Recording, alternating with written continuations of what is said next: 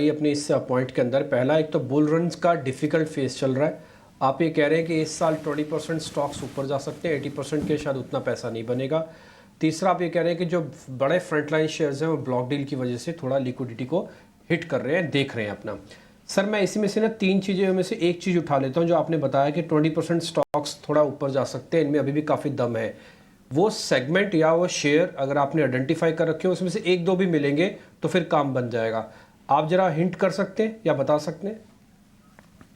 टिप्पी, देखिए, आपको ये देखना है कि कहाँ पर ग्रोथ और वैल्यूएशन का कॉम्बिनेशन अच्छा है। ग्रोथ का कॉम्बिनेशन इस समय भारत में कई सेक्टर्स में अच्छा दिख रहा है, भले वो बैंकिंग हो, एनर्जी ट्रांसमिशन हो, ईवी हो। ग्रोथ इस समय यूनिवर्सल है। कुछ 80% of the sectors have a better outlook for 2024 than 2023, मगर वहाँ पर वैल्यूएशन को लेकर के मुझे लगता है कि आपको थोड़ा संभल के रहना चाहिए। तो इस प्रश्न को दो पार्ट में डिवाइड करते हैं, कहाँ पर नियर टर्म में मुझे लगता है और कहाँ पर मुझे लगता है मीडियम टू लॉन्ग टर्म में ग्रोथ रहेगी। नियर टर्म में मुझे लगता है कि बिकॉज इलेक्शन डेट्स आ चुकी हैं और क्योंकि जो माहौल रहेगा वह policy framework, government announcement, BJP का मैनिफेस्टो, इन बातों पे शेयर बाज़ार का ध्यान रहेगा। तो जाहिर सी बात है, जब उन चीज़ों पे मार्केट का ध्यान रहेगा तो थीम्स कौन से हैं?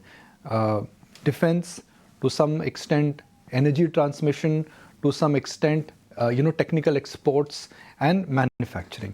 इन क्षेत्रों में आपको नज़र रखनी चाहिए। फिर हम आते हैं मीडियम टर्म में। मीडियम टर्म में मुझे लगता है banks will come back. Medium term में मुझे लगता है manufacturing will only become bigger. Medium term में मुझे लगता है कंज्यूमर डिस्क्रेशनरी ठीक ठाक चलेंगे। मीडियम टर्म में मुझे लगता है कि आपको एनर्जी ट्रांसमिशन की और नई कंपनियां देखने को मिलेंगी। तो शॉर्ट टर्म में आपको government related policy framework, policy announcements, excitement about government manifesto, उस पर ध्यान दीजिए। एक क्षेत्र की बात करते हैं, क्रूड पे नज़र रखिए। मुझे नहीं लगता कि क्रूड के अंदर जो उछाल आया वह परमानेंट है। तो क्रूड में अगर उछाल परमानेंट नहीं है तो ओएमसीसी में जो गिरावट आई थी वह भी परमानेंट नहीं हो सकती है, बिकॉज वो स्टॉक्स अभी सस्ते हैं।